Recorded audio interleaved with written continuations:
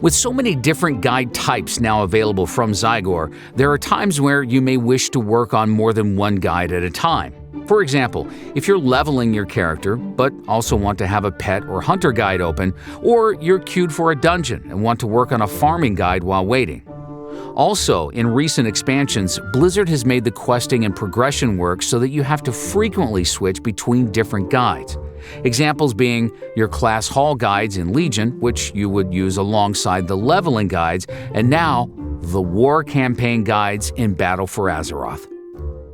Up until now, you could only have one guide open at a time and would need to switch between them.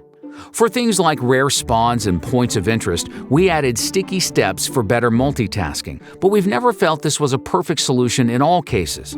That's why the second new feature we've added in Zygor 7 is the ability to use guide tabs. You can think of this like a web browser that lets you have multiple websites open in separate tabs. Now, when you load a guide, it will appear as a single tab above the guide step controls. You can then click the Add New Tab button to add an additional guide next to it.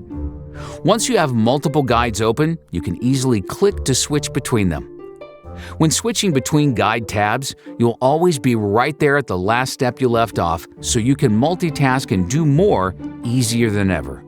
The viewer can display up to 3 open tabs at a time, after which point any new tabs you add will be added to a drop-down menu, allowing you to swap them in as you see fit. If you want to open a different guide in an existing tab, simply hover over the tab until 2 icons appear, then use the Switch Tab button to swap guides. If you're done with a guide and want to close the tab to free up space, hover on the tab and click the X icon to remove the tab.